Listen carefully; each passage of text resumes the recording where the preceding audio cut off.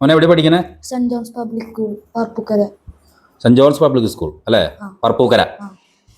മോന്റെ കൈക്ക് എന്താ പറ്റിയേ? കയ്യിൽ ഇങ്ങനെ പ്ലാസ്റ്റർ ഇട്ടുണ്ടല്ലോ. അത് അധ്യാപകനല്ലാത്ത സാറോന്ന് അടിച്ചു. അധ്യാപകനല്ലാത്ത മാഷല്ലാത്ത ആൾ വന്നിട്ട് മോനെ അടിച്ചു.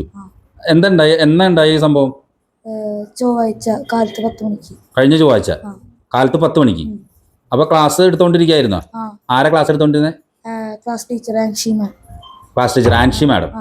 അപ്പൊ ക്ലാസ് എടുത്തോണ്ടിരിക്കുമ്പോ ഈ സെക്രട്ടറി സാറെ ഏൽപ്പിച്ച് നിർത്തി. ആരൊക്കെ മലയാളം അറിയാത്തവരെ. സെക്രട്ടറി സാർ അപ്പോഴേക്കും അവിടേക്ക് വന്നോ? എന്താ ആളുടെ പേരെന്താ?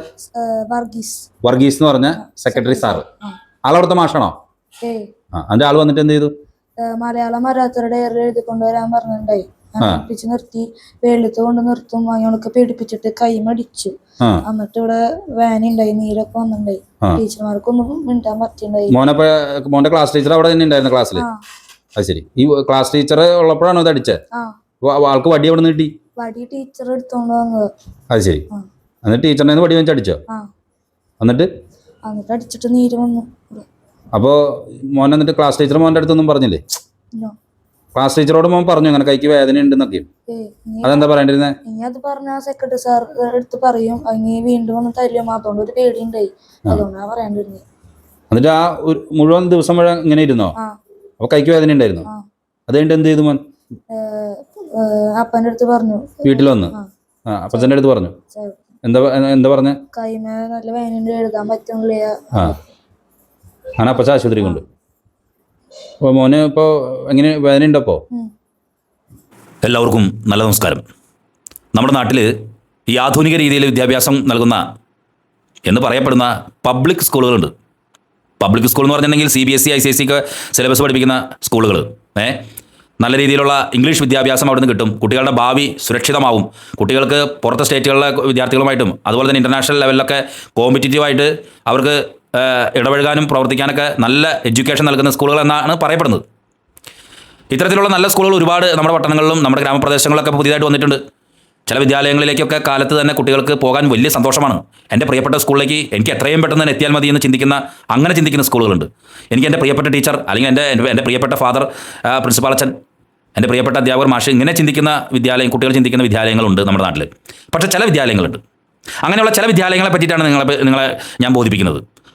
അങ്ങനെയുള്ള ചില വിദ്യാലയങ്ങളിൽ ചില ആൾക്കാരെ മൂക്കുകയർ ഇടേണ്ടവർ ഇട്ടില്ലെങ്കിൽ വലിയ പ്രശ്നത്തിലേക്കാണ് പോകുന്നത്. എന്താണ് പറഞ്ഞു വരുന്നത്? പറപ്പൂക്കര എന്ന് പറയുന്ന സ്ഥലത്തെ പറ്റിയിട്ടാണ്. എവിടെയാണ് പറപ്പൂക്കര? പറപ്പൂക്കര എന്ന് പറഞ്ഞു കഴിഞ്ഞാൽ തൃശ്ശൂർക്ക് പോകുമ്പോൾ നന്ദിക്കരയിൽ നിന്ന് കുറച്ച് പോയി കഴിഞ്ഞാൽ പറപ്പൂക്കര എന്ന് പറയുന്ന സ്ഥലത്തെത്തും. വളരെ മനോഹരമായിട്ടുള്ള പറപ്പൂക്കര ഗ്രാമം. ആ പറപ്പൂക്കര ഗ്രാമത്തിൻ്റെ ഒരു പ്രശസ്തി എന്ന് പറഞ്ഞാൽ വേറൊരു സംഭവം കൂടിയുണ്ട്. ഈ ജോൺ നെബുൻസ്യാം എന്ന് പറയുന്ന ഒരു വിശുദ്ധൻ്റെ പേരിൽ പള്ളിയിരിക്കുന്ന ഒരു സ്ഥലം കൂടിയാണത്. എനിക്ക് തോന്നുന്നു കേരളത്തിൽ തന്നെ വളരെ കുറച്ച് സ്ഥലങ്ങളിൽ മാത്രമേ ആ വിശുദ്ധൻ്റെ അവിടെ മാത്രമേ പറപ്പൂക്കര മാത്രമേ ഉള്ളൂ എന്നാണ് എൻ്റെ അറിവ്. അപ്പോൾ അവിടെ ഒരു വിദ്യാലയമുണ്ട്, സെൻറ്റ് ജോൺസ് സ്കൂൾ, CBSE പഠിപ്പിക്കുന്ന വിദ്യാലയം. നല്ല വിദ്യാലയമാണ്. കുട്ടികൾക്ക് ഭാവി സുരക്ഷിതമാക്കാൻ വേണ്ടി നല്ല അധ്യാപകരുണ്ട്, നല്ല രീതിയിലാണ് പ്രവർത്തനം. പക്ഷേ വേറൊരു കുഴപ്പമുണ്ട്. ഞാൻ നേരത്തെ പറഞ്ഞ ചില പബ്ലിക് സ്കൂളിൽ ഈ മാനേജ്മെൻറ്റിൻ്റെ ചില റെപ്രസെൻറ്റേറ്റീവ്സ് ഉണ്ട്. എന്ന് വെച്ചാൽ മാനേജ്മെൻറ്റിൻ്റെ സെക്രട്ടറിയോ വൈസ് പ്രസിഡൻറ്റോ ഖജാൻജിയോ അങ്ങനെയൊക്കെ പറഞ്ഞ് ഉള്ള കുറച്ച് ആൾക്കാർ. ഇവരുടെ വിചാരം എന്ന് പറഞ്ഞിട്ടുണ്ടെങ്കിൽ ഇവർ ഏതാണ്ട് ഈ സാധനം മുഴുവൻ ഇവരെ ചുമലിലാണ് നടക്കണമെന്നാണ് ഇവരുടെ ചിന്ത. ഈ വിദ്യാലയം മുഴുവനും എൻ്റെ തലയിലാണ് പോകുന്നത്. അപ്പോൾ പ്രിൻസിപ്പാളിനേക്കാളും മുകളിലിരിക്കുന്ന മൂത്ത പ്രിൻസിപ്പാളായിട്ട് വരും ഈ മാനേജ്മെൻറ്റിൻ്റെ ചാർജുള്ള സെക്രട്ടറി എന്നൊക്കെ പറയുന്നത്. അങ്ങനെ ഒരു സെക്രട്ടറി നമ്മുടെ പറപ്പൂക്കര സെൻറ്റ് ജോൺസ് സ്കൂളിലുണ്ട്. അയാൾക്കെതിരെ പോലീസ് കേസെടുത്തിരിക്കുകയാണ്. എന്തിനാണ് പോലീസ് കേസെടുത്തിരിക്കുന്നത്? അവിടെ പഠിക്കുന്ന 7ാം ക്ലാസ് വിദ്യാർത്ഥിയെ അകാരണമായി മർദ്ദിച്ചു വടികൊണ്ട്. ഇയാൾക്ക് വടികൊണ്ട് അടിക്കാനായിട്ട് ആരെങ്കിലും വല്ല ഇത് കൊടുത്തിട്ടുണ്ടോ? അധ്യാപകനല്ല, മാനേജ്മെൻറ്റിൻ്റെ ഒരു റെപ്രസെൻറ്റീവാണ്. ഇയാളിങ്ങനെ ഈ കയ്യിൽ വടി പിടിച്ചിട്ട് ഈ സുദർശന ചക്രം ഇങ്ങനെ കറക്കിക്കൊണ്ട് നടക്കണ മാതിരി ഈ വിദ്യാലയത്തിൻ്റെ കോമ്പൗണ്ടിൽ കൂടെ ഇങ്ങനെ ചുറ്റി നടക്കും. എടോ വർഗീസെ, തനിക്ക് ആരാണോ ഈ അധികാരം തന്നിരിക്കുന്നത് ഈ പിള്ളേരെ തല്ലാൻ? അതാണ് എൻ്റെ ചോദ്യം. എന്താ സംഭവം എന്നറിയോ? ഫെബ്രുവരി 10-ാം തീയതി 10 മണിക്ക് ആൻഷി എന്ന് പറയുന്ന ക്ലാസ് ടീച്ചർ, മാത്സ് ടീച്ചർ, ആ ക്ലാസ്സിലെ ക്ലാസ് ടീച്ചറുടെ പേരാണ് ആൻഷി. അങ്ങനെ ആ ക്ലാസ്സിൽ 12 വയസ്സുകാരൻ പയ്യനും ആ ക്ലാസ്സിൽ ഇരിക്കുന്നുണ്ട്. അപ്പോൾ ഈ മലയാളം വായിക്കാൻ എഴുതാൻ അറിയാൻ പാടില്ലാത്തവർക്ക് അവർ രക്ഷാകർത്താക്കളുടെ ഡയറിയിൽ എഴുതി മേടിച്ചു കൊണ്ടുവരണമെന്നൊരു സാധനം പറഞ്ഞിട്ടുണ്ടായിരുന്നു. അപ്പോൾ അത് ക്ലാസ് ടീച്ചർ നോക്കും, കാര്യങ്ങൾ ചെയ്യും, എന്താണെന്ന് വെച്ചിട്ടുണ്ടെങ്കിൽ ചെയ്യും. ഇയാൾ ഈ പറയുന്ന ഞാൻ നേരത്തെ പറഞ്ഞ മനുഷ്യൻ, അതായത് ഈ പോലീസ് കേസെടുത്തിട്ടുള്ള ഈ വർഗീസ്, എന്നിട്ട് അയാളുടെ വീട്ടുപേര് ചുള്ളിപ്പറമ്പിലോ എന്തോ ഒരു സംഗതി, അയാൾ ഈ ക്ലാസ് റൂമിലേക്ക് വരികയും ഈ പറയുന്ന സംഗതി അവിടെ ആരാണ് എന്ന് ഡയറിയിൽ എഴുതി കൊണ്ട് വരാത്തത് ഉടനെ തന്നെ ഇയാൾ ചെന്നിട്ട് ക്ലാസ് ടീച്ചറെ നിന്ന് വടി മേടിച്ചിട്ട് രട്ടപ്പെടാം. വേറൊരു കുട്ടീനെയും തല്ലി, ഇവനെയും തല്ലി, ഇവനെ കൈക്ക് തല്ലി ഇത്തിരി ആഞ്ഞടിച്ചു. കൈന്ന് പറഞ്ഞാൽ കൈയുടെ ഈ വിരലമ്മേനെ അടിച്ചാണ്, നല്ല രീതിയിൽ തന്നെ അടിച്ചു. അപ്പോൾ ഈ നമുക്കറിയാം ഈ കാലഘട്ടത്തിൽ കുട്ടികൾക്ക് എത്രത്തോളം ഹോംലി അറ്റ്മോസ്ഫിയർ ഒരുക്കാം സ്കൂൾ എന്ന് പറഞ്ഞാൽ ഞങ്ങളുടെ ഒരു വീടാണ് എന്നുള്ളൊരു തോന്നലാണ് സർക്കാർ ഇപ്പോഴും പറയുന്നത്. ഇതിന് കാരണം എന്താ? കഴിഞ്ഞ വർഷം നമ്മുടെ തൃശ്ശൂർ ജില്ലയിൽ എത്ര കുട്ടികൾ ആത്മഹത്യ ചെയ്തെന്നറിയോ? അപ്പോൾ സ്കൂൾ എന്ന് പറയുന്നത് ഒരു പേടിപ്പിക്കുന്ന സ്ഥലമല്ല. വർഗീസ, നീ കേൾക്ക്, സ്കൂൾ എന്ന് പറയുന്ന സ്ഥലം പേടിപ്പിക്കുന്ന സ്ഥലമല്ല. അത് കുട്ടികൾക്ക് വീട് പോലെ ആയിരിക്കണം. അതാണ് കൊടുക്കുന്നത് സർക്കാർ. അവിടെ ചെന്നിട്ടാണ് ഇയാൾ പോയിട്ട് അധ്യാപകൻ്റെ കയ്യിൽ നിന്ന് വടി മേടിച്ചിട്ട് അടിക്കുന്നത്. ആ കുട്ടി ആ ദിവസം മുഴുവൻ അങ്ങനെ ഇരുന്നു. ഞാൻ ആ കുട്ടിയോട് ചോദിക്കുന്ന ചോദ്യം കേട്ടില്ല, എന്തുകൊണ്ട് നീ ക്ലാസ് ടീച്ചറോട് പറഞ്ഞില്ലെന്ന്. പറഞ്ഞിട്ടും വലിയ കാര്യമില്ല. ക്ലാസ് ടീച്ചറിനെക്കാളും മേപ്പം നിൽക്കുന്ന ആളാണ് നമ്മുടെ വർഗീസേട്ടൻ. വർഗീസേട്ടൻ അങ്ങനെ നിസ്സാരക്കാരനല്ല. അയാൾ വേണമെങ്കിൽ പ്രിൻസിപ്പാളിനെ വരെ എടുത്ത് കാട്ടികളയും. അതുകൊണ്ട് ആ കുട്ടി വൈകുന്നേരം വരെ ഈ വേദനിക്കുന്ന കൈയും പിടിച്ച് അവിടെ ഇരുന്നു. ഇതിൻ്റെ ഇടയിൽ ഈ കുട്ടിയുടെ അടിക്കുന്ന സമയത്ത് മൊബൈലിൽ ഇവൻ വീഡിയോ എടുക്കാനും മറന്നില്ല. ഏത് നമ്മുടെ വർഗീസേട്ടൻ. ഞാൻ ചെറിയൊരു വടി കൊണ്ടാണ് അടിച്ചത്. ഈ കുട്ടി വീട്ടിൽ ചെന്ന് കുട്ടിയുടെ അപ്പച്ചൻ കുട്ടിയുടെ കൈ ഇങ്ങനെ തൂങ്ങിയിരിക്കുന്ന കണ്ട് ഉടനെ ആശുപത്രി കൊണ്ടുപോയി. ഇപ്പോൾ ഇരിക്കുന്ന കാഴ്ച കാണുന്ന പ്ലാസ്റ്റർ ഇട്ടിരിക്കുന്നു. ആ കുട്ടിക്ക് സ്കൂളിൽ പോകാൻ തന്നെ പേടിയാണ്. ആ കുട്ടിക്ക് മാത്രമല്ല, കുട്ടിയുടെ അപ്പച്ചൻ മകളും കൂടി ഉണ്ട്. അവർക്കും ഈ വിദ്യാലയത്തിൽ പോകാൻ പേടിയാണ്. ഞാൻ ചോദിക്കുന്നത്, ഈ വിദ്യാലയത്തിൻ്റെ ഒരു സ്ട്രക്ചർ എന്ന് പറഞ്ഞാൽ ഇതൊരു ട്രസ്റ്റ് ആണ് മുന്നോട്ട് കൊണ്ടുപോകുന്നത്. ഞാൻ ചോദിക്കുന്നത്, ഇതിനൊരു മാനേജർ ഉണ്ട്. ആരാണ് മാനേജർ? ഈ ഇടവക വികാരി, ഇവിടുത്തെ ആ ജോൺ എംബുസ്റ്റാൻ്റെ പള്ളിയിലെ ഇടവകാരി reverend father Raphael Panjikkaran. Raphael അച്ചോ, അങ്ങ് ഇങ്ങനെ ഈ വർഗീസ്മാരെ കയറൂരി വിടരുത്. വിദ്യാലയം എന്ന് പറയുന്നത് പേടിച്ചിരണ്ടിരിക്കേണ്ട ഒരു സ്ഥലമല്ല. മനസ്സിലായോ? അങ്ങ് ഇടപെടണം. അങ്ങ് എല്ലാത്തിനും ഇങ്ങനെ ഇത് കാരണഭൂതനെ ഇങ്ങനെ നോക്കി കുത്തിരിക്കല്ല വേണ്ടേ. ഇടപെടേണ്ടടുത്ത് ഇടപെടണം. അങ്ങേക്ക് ഇവിടെ വീഴ്ച പറ്റിയിട്ടുണ്ട്. റാഫേൽ പഞ്ഞിക്കാരൻ എന്ന് പറയുന്ന വൈദികൻ ഇതിൻ്റെ മാനേജർ ആണെങ്കിൽ ഈ വിഷയത്തിൽ കരുതലോടുകൂടി ഇടപെടണം. നിങ്ങളുടെ അടുത്ത് മാസങ്ങൾക്ക് മുൻപ് വന്ന് ഒരു രക്ഷകർത്താവ് ഇതുപോലെ പരാതി നൽകിയിട്ടുണ്ട്. കൃത്യമായി തന്നെ എന്ത് ആക്ഷനാണ് നിങ്ങളെടുത്തത്? ഒരു ആക്ഷൻ എടുത്തില്ല. ഇപ്പോൾ പോലീസ് കേസെടുത്തിരിക്കുന്നു. ഇയാൾ ആരാണ് ഈ വർഗീസ് എന്ന് പറയുന്ന മനുഷ്യൻ? സ്കൂളിലെ ടീച്ചേഴ്സ് വടിയെടുത്ത് അടിച്ചു എന്ന് പറഞ്ഞാൽ പിന്നെയും നമുക്ക് അതിലെന്തെങ്കിലും പറയാം. അടിക്കാനേ പാടില്ല. ഇനിയിപ്പോൾ അതിന് വേറെ കാരണങ്ങളുണ്ടാവും. പിള്ളേർ രണ്ടെണ്ണം അടിക്കാത്തതിൻ്റെ പ്രശ്നങ്ങളാണ് ഇപ്പോൾ മുഴുവൻ നടക്കണം എന്നുള്ളത്. അതൊന്നല്ല സംഭവം. ഇവിടെ ഈ പറയുന്ന വർഗീസ് ചുള്ളിപ്പറമ്പനോ, അയാൾക്ക് ആരാണ് ഈ വടി കൊടുത്ത് അടിക്കാനായിട്ട് കൊടുത്തത്? അയാൾ ഈ വടിയും പിടിച്ച് നടക്കുന്ന ഫോട്ടോ ആണ്. ഈ വടിയും പിടിച്ച് നടക്കാൻ ഇയാൾ ആരാണ്? ഇയാളെ നിലയ്ക്ക് നിർത്തേണ്ടതല്ലേ ഇവിടുത്തെ ഈ മാനേജ്മെന്റ്? ഈ റാഫേൽ പഞ്ഞിക്കാരൻ എന്ന് പറഞ്ഞാൽ അച്ഛനും എന്നിട്ട് ജോലി വേറെ. എത്ര കൊട്ടി ഘോഷിക്കുന്ന പരിപാടി നടത്തിയാലല്ലേ നിങ്ങളുടെ ചുമതലകൾ കൃത്യമായിട്ട് നടത്താനായിട്ട് നിങ്ങൾക്ക് സാധിച്ചില്ലെങ്കിൽ നിങ്ങളൊരു പമ്പര വട്ട പൂജയായിട്ട് മാറും. റാഫേൽ അച്ഛാ, ഞാനുള്ള കാര്യം പറയാം. ആ വിദ്യാലയത്തിൽ ആ കുട്ടിക്കുണ്ടായ പ്രശ്നത്തെ തുടർന്ന് അവിടുന്ന് നിങ്ങളുടെ ഭാഗത്തുനിന്ന് യാതൊരു ഇടപെടലും ഈ കുടുംബമായിട്ട് സംസാരിച്ചില്ല. ഒടുവിൽ അവർ പോലീസ് സ്റ്റേഷനിൽ കേസ് കൊടുത്തു. പോലീസ് കേസെടുത്തിരിക്കുന്നു. ആർക്കെതിരെ? നമ്മുടെ വർഗീസേട്ടനെതിരെ. മനസ്സിലായിട്ടോ? ഇനി നമ്മുടെ വർഗീസേട്ടനെ അച്ഛൻ വളരെ കരുതലോടുകൂടി അദ്ദേഹത്തെ ഒന്നും ശ്രദ്ധിച്ചില്ലെങ്കിൽ ഒന്നും പറയാനില്ല. കുട്ടികളുടെ മനസ്സ്, കുട്ടിത്തം അല്ലെങ്കിൽ ശൈശവം, ബാല്യം എന്ന് പറയുന്നത് നിങ്ങൾക്കറിയുമെന്നറിയില്ല. പ്രതീക്ഷകളും സ്വപ്നങ്ങളും സന്തോഷങ്ങളൊക്കെ കൊടുക്കേണ്ട ഇടങ്ങളാണ് സ്കൂളുകൾ. അവിടെ നിങ്ങൾ പകയാണ് കുട്ടികൾക്ക് പകർന്നു കൊടുക്കുന്നെങ്കിൽ അവൻ്റെ മനസ്സിൻ്റെ ഉള്ളിൽ അവൻ പകയോടുകൂടി കാത്തു സൂക്ഷിക്കും നിങ്ങളുടെ സ്കൂൾ അധ്യാപകരെ. ഞാൻ വേറെ കൂടുതലൊന്നും പറയുന്നില്ല. മനസ്സിലായിണ്ടോ? ഈ പറയുന്ന ഈ വർഗീസ് എന്ന് പറയുന്ന മനുഷ്യനെ നിങ്ങൾ നിലയ്ക്ക് നിർത്താൻ ശ്രമിച്ചില്ലെങ്കിൽ പലരും പരാതി കൊടുത്തിട്ട് പലർക്കും മിണ്ടാൻ പേടിയാണ്. ഞാനിത് ചൂണ്ടിക്കാണിക്കുന്നു. ഇത് ഏറ്റവും ഊർജിതമായി ഇടപെടേണ്ടത് ഇവിടുത്തെ PTA അസോസിയേഷൻ ആ സ്കൂളിലെ അവർ അതിനേക്കാളും വലിയ ആൾക്കാരാണ്. ഒന്നും പറയാനില്ല. ആ കുട്ടിയുടെ രക്ഷകർത്താവുണ്ട്, PTA പ്രസിഡന്റ് ഉണ്ട്, അവിടെ തന്നെ പഠിക്കുന്ന മറ്റൊരു വിദ്യാർത്ഥിയുടെ അപ്പച്ചനുണ്ട്. അവരോടൊക്കെ നമുക്ക് ഈ കാര്യങ്ങൾ ചോദിച്ചറിയാം. എന്തായിരുന്നാലും ഈ ക്ലാസ്സിലെ അധ്യാപകർക്കല്ലാതെ കുട്ടികളെ കയറി തല്ലാനായിട്ട് അധികാരം കൊടുത്ത ഈ മാനേജ്മെൻറ്റ് സംവിധാനത്തോട് കൂപ്പുകൈ. Praise the lord. നന്ദി, നമസ്കാരം. എൻ്റെ മകൻ സെൻറ്റ് ജോൺ സെൻട്രൽ സ്കൂളിൽ പറപ്പുക്കര സ്കൂളിൽ പഠിക്കുക 7ാം ക്ലാസ്സിൽ പഠിച്ചുകൊണ്ടിരിക്കുന്നു. അന്ന് ഡയറിയിൽ മലയാളം അറിയാത്ത കുട്ടികൾ, എഴുതാനും വായിക്കാൻ അറിയാത്ത കുട്ടികളുടെ പേരുകൾ ഒപ്പിട്ട് കൊണ്ടുവരാൻ കാരണന്മാർ നിർദ്ദേശിച്ചിരുന്നു. ഞങ്ങൾ വീട്ടിൽ സാങ്കേതികമായ സാഹചര്യങ്ങളുള്ളതുകൊണ്ട്, ബാക്കിയുള്ള ഒരു ഇത്തിരി രോഗ സാഹചര്യങ്ങളുള്ളതുകൊണ്ട് ശ്രദ്ധിക്കാൻ പറ്റിയില്ല. അപ്പം അതുകൊണ്ട് ഡയറിയിൽ എഴുതാൻ പറ്റാതെ അവൻ സ്കൂളിലേക്ക് പോയി. സ്കൂളിൽ അധ്യാപക ക്ലാസ് എടുക്കുന്ന സമയത്ത് ഈ school management secretary Varghese Chullipparambil പുള്ളി ക്ലാസ്സിൽ കയറി ഇവനോട് ഇതെന്താ എഴുതി കൊണ്ടുവരണ്ടിരുന്നതെന്ന് ചോദിക്കുകയും ഇനി എഴുതി കൊണ്ടുവരാൻ നിന്ന് കഴിഞ്ഞാൽ വെയിലത്ത് നിർത്തി ഈ തലറങ്ങി വീഴും, പിന്നെ ആശുപത്രിയിൽ കൊണ്ടാക്കും, പിന്നെ നീ തലറങ്ങി വീഴും എന്ന് പറഞ്ഞ് പേടിപ്പിച്ച് അവൻ്റെ കൈമ ടീച്ചറിൽ നിന്ന് വടി വാങ്ങിച്ച് അടിക്കുകയാണ് ചെയ്തത്.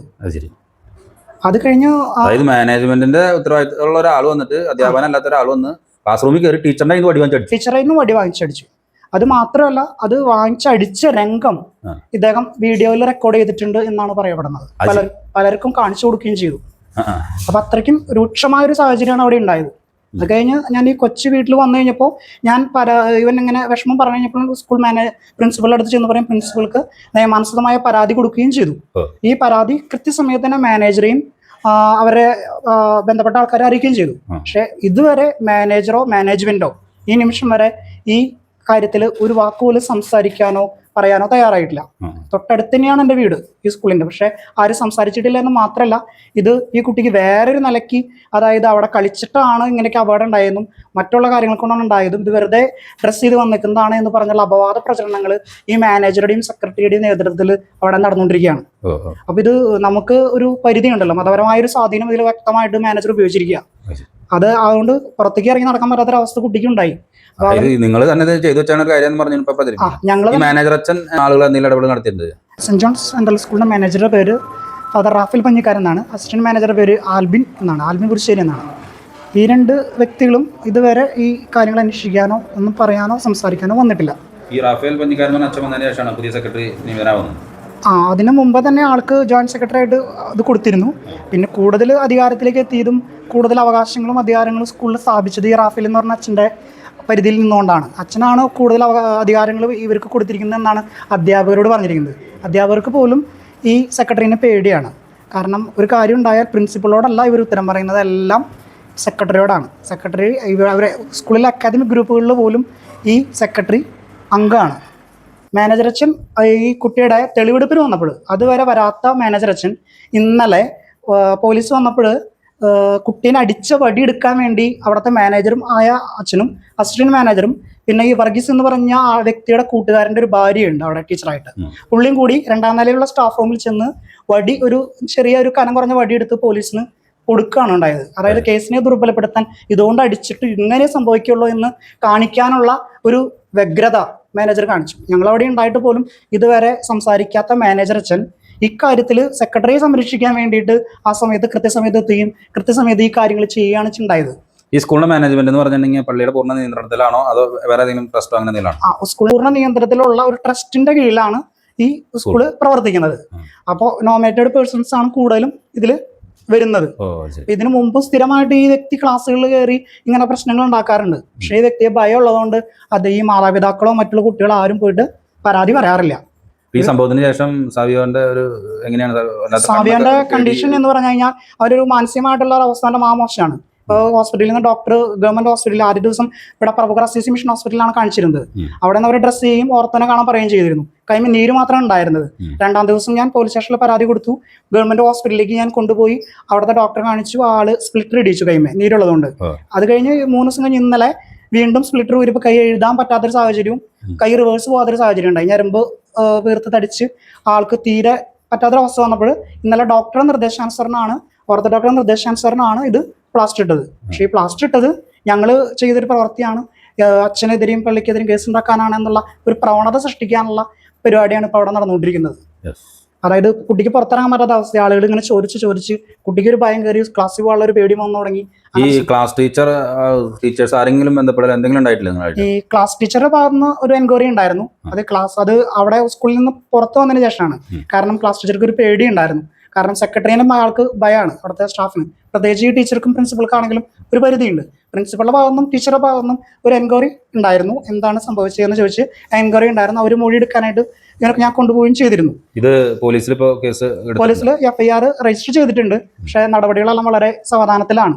ഈ വ്യക്തി ഇപ്പോഴും അവിടെ സ്കൂളിൽ വന്നിരിക്കുകയാണ്. കാരണം എൻ്റെ മക്കൾ സ്കൂളിലേക്ക് വിടാനുള്ള ഒരു പേടി കരുതലുണ്ട്. കാരണം ആളൊരു പ്രത്യേക ഒരു അവസ്ഥയാണ് ആൾക്കൊന്നും സംഭവിച്ചിട്ടില്ല. ഈ പരാതി കള്ളപ്പരാതിയാണെന്ന് സ്ഥാപിക്കാൻ വേണ്ടി ഇത്രയധികം പരാതി കൊടുത്തിട്ടും വർഗീസ് എന്ന് പറഞ്ഞ വ്യക്തി സ്കൂളിൽ അവിടെ പ്രവർത്തിച്ചുകൊണ്ടിരിക്കുകയാണ് ഇപ്പോൾ.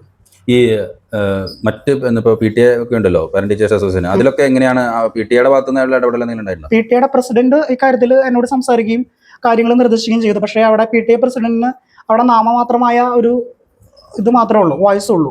അപ്പോൾ അദ്ദേഹത്തിന് ലിമിറ്റ്സ് ഉണ്ട്. ഇതൊരു CBSE സ്കൂൾ ആയതുകൊണ്ട് അദ്ദേഹത്തിൻ്റെ ഭാഗത്തു നിന്നുള്ള എല്ലാ സഹായങ്ങളും PTA പ്രസിഡന്റ് നിലവിലുള്ള PTA പ്രസിഡന്റ് ചെയ്തു തന്നിരുന്നു. സ്കൂൾ മാനേജ്മെന്റിന്റെ ഭാഗത്തു നിന്നാണ് പൂർണ്ണമായുള്ള ഒരു അവഗണന ഉണ്ടായതും ഇങ്ങനെയുള്ള അപവാദ പ്രചാരണങ്ങൾ നടത്തുന്നതും. എനിക്ക് 2 മക്കളും കൂടി ഉണ്ട് താഴെ. അവിടെ തന്നെയാണ് അവർ പഠിക്കുന്നതും. അപ്പോൾ അവർക്കും അവിടെ പോകാനുള്ള ഒരു പേടി, ഭയം കയറി തുടങ്ങി മനസ്സിൽ. കുട്ടീനെ ഇപ്പോൾ കൗൺസിലിങ്ങിന് വിധേയകൊണ്ടിരിക്കുകയാണ്. ഞാനാണ് PTA പ്രസിഡന്റ്. ഞാനിപ്പോൾ ഇത് അറിഞ്ഞത് തന്നെ പാരന്റ് എന്നെ വിളിച്ച് പറഞ്ഞതാണ്. എന്നെ ഇതുവരെ സ്കൂളിൽ നിന്ന് ഒരു ഇൻഫർമേഷൻ ഇതുവരെ എനിക്ക് തന്നിട്ടില്ല. പിന്നെ എന്ന് പറഞ്ഞാൽ അവിടെ ഈ പറഞ്ഞ പോലെ PTA ക്കൊന്നും വലിയ റോൾ ഇല്ലാത്തൊരു സംഭവമാണ്. അവരാണ് എല്ലാ കാര്യങ്ങളും ചെയ്യുന്നതും എല്ലാ കാര്യങ്ങളും. നമുക്ക് ഈ ജസ്റ്റ് വർഗീസ് ആളാണ് എല്ലാ കാര്യങ്ങളും ചെയ്യുന്നതും എല്ലാ കാര്യങ്ങളും. അപ്പൊ എന്തെങ്കിലും ഒരു ഇത് വന്നു കഴിഞ്ഞാൽ എന്തെങ്കിലും ഒരു ഫംഗ്ഷൻ നടത്താൻ മാത്രം നമ്മൾ ആവശ്യത്തിൽ വിളിക്കുള്ളൂ. പിന്നെ എല്ലാ മാസം മീറ്റിംഗ് ഉണ്ടെന്ന് പറയും വിളിക്കും. അതല്ലാതെ അതിൽ ആരും പങ്കെടുക്കലോ അങ്ങനത്തെ കാര്യങ്ങളൊന്നും ഇല്ല. വളരെ അപൂർവം കുറച്ച് ആൾക്കാരാണ് പങ്കെടുക്കുന്നുള്ളൂ. അതും പെണ്ണുങ്ങൾ മാത്രമേ ഉള്ളൂ. ആണുങ്ങളായിട്ട് പങ്കെടുക്കുന്നത് മുഴുവൻ നമ്മുടെ സ്കൂളിന്റെ തന്നെ പള്ളിയിൽ നിന്നുള്ള ട്രസ്റ്റ് ബോർഡിലുള്ള ആൾക്കാരും ഇവർ തന്നെയാണ് പങ്കെടുക്കാറുള്ളൂ. അല്ലാതെ വേറെ പ്രത്യേകിച്ച് പാരന്റ്സിന്റെ ഭാഗത്ത് നിന്ന് വളരെ സാര ആൾക്കാരെ ഉണ്ടാവാറുള്ളൂ. ഇപ്പൊ ഈ വിഷയം പ്രിൻസിപ്പാളായിട്ട് സംസാരിച്ചു. ഇത് ഞാൻ വിളിച്ചിങ്ങനെ പോലെ ഇങ്ങനെ സംഭവം ഉണ്ടായിട്ടുണ്ടായിരുന്നു, ഞാൻ കേസ് കൊടുക്കാൻ പോവാണെന്ന് പറഞ്ഞ് എന്നെ വിളിച്ചിരുന്നു. അപ്പൊ ഞാനത് എന്താ സംഭവം എന്ന് അറിഞ്ഞിട്ടുണ്ടായിരുന്നില്ല. ഞാനപ്പോൾ ഓൾറെഡി പ്രിൻസിപ്പൾ അടുത്ത് ചോദിച്ചു. ഞാൻ വിളിച്ചപ്പോൾ ഇങ്ങനെ സംഭവം ഉണ്ടായിട്ടുണ്ടായിരുന്നു. അപ്പോൾ ഓൾറെഡി പ്രിൻസിപ്പൾ ഇങ്ങനെ പറഞ്ഞു, ഞാൻ ആളുടെ അടുത്ത് ഇങ്ങനെ പറഞ്ഞിട്ടുണ്ടായിരുന്നു പ്രിൻസിപ്പൽ കേസിന്റെ കാര്യങ്ങൾ കൊടുക്കാന്നുള്ള രീതിയിലാണ് ആളുടെ സംസാരിച്ചത്. എൻ്റെ പേര് അഭിലാഷാണ്. എൻ്റെ മകൻ അവിടെ സ്കൂളിൽ പഠിക്കുന്നു. ശരി. വളരെ LKG തുടങ്ങിയിട്ട് ഇന്ന് വരെ ഇവിടെ പഠിക്കുന്ന വിദ്യാർത്ഥിയാണ്. വളരെ മികവുറ്റ ഒരു വിദ്യാലയമായിരുന്നു. കൊറോണയ്ക്ക് ശേഷവും ഒരു വർഷം മുന്നേ വരെ വളരെ നല്ല മികവുറ്റ രീതിയിൽ ഇവിടുത്തെ സ്കൂളിൽ പോയിരുന്നത്. മാനേജ്മെന്റും മറ്റുള്ള ഫീസ് വർദ്ധന കാര്യങ്ങളും എല്ലാ കാര്യത്തിലും നല്ലൊരു അറ്റാച്ച്മെന്റ് ആയിരുന്നു. ഒരു സുപ്രായത്തിൽ വേറൊരു വർഗീസ് ഉള്ളിപ്പറമ്പിൽ അത് ചാർജ് എടുക്കുകയും അതിനുശേഷം ഈ സ്കൂളിന്റെ താളം തന്നെ തെറ്റുന്ന ഒരു അവസ്ഥ ഉണ്ടായി. അപ്പൊ ഞാനെന്ന് പറയുന്നത് പൊതുവായ മാതാപിതാക്കളുടെ ഒരു പൊതുവികാരം എന്ന രീതിയിലാണ് ഞാൻ നിങ്ങളോട് പറയുന്നത്. ഇത് സ്കൂളിൽ പോയി പഠിച്ചു വരുന്ന വിദ്യാർത്ഥികൾ പല വീടുകളിലും പറയുന്നുണ്ട്, ഇവിടെയുള്ള ഇപ്പോഴുള്ള സെക്രട്ടറി കുട്ടികളെ സ്കൂളിൽ ക്ലാസ് കയറി തല്ലുന്നുണ്ട്, ഉപദ്രവിക്കുന്നുണ്ടെന്ന കാര്യം തല്ലുന്നുണ്ടെന്ന് ഉപദ്രവിക്കുന്നുണ്ടെന്ന് വീടുകളിൽ പറയുന്നുണ്ട്. അല്ലെങ്കിൽ മാതാപിതാക്കളും ഇത് പുറത്ത് പറയുന്നില്ല. ഇപ്പോൾ വലിയൊരു ഇഷ്യൂ ഉണ്ടായിരിക്കുന്നത് നമ്മുടെ ഒരു സ്കൂളിൽ പഠിക്കുന്ന ഒരു വിദ്യാർത്ഥിനെ തല്ലുകയും ആ കുട്ടിയുടെ കൈ അതിമാരകമായി ക്ഷതമേൽക്കുകയും ആ കുട്ടിക്ക് സ്കൂളിൽ 9 ദിവസമായിട്ട് പോകാൻ സാധിക്കാത്ത സാഹചര്യം ഉണ്ടായിട്ടുണ്ട്. അപ്പോൾ ഞാൻ പറഞ്ഞു വരുന്നത്, ഇതിനും 2-3 മാസം മുന്നേ സ്കൂളിൽ സംഭവം നടക്കുന്നുണ്ടെന്ന് മാനേജ്മെന്റ് ആയ അച്ഛനോട് നമ്മൾ ഈ സാധനം പറഞ്ഞിട്ടുണ്ട്. ആ അച്ഛൻ പറഞ്ഞെന്താ വെച്ചാൽ നിങ്ങൾ ഇങ്ങനെ പറഞ്ഞിട്ട് കാര്യം 10-16 ആളുകളാണ് ഞങ്ങളുടെ അച്ഛനോട് സങ്കടം പറയാൻ ചെന്നത്.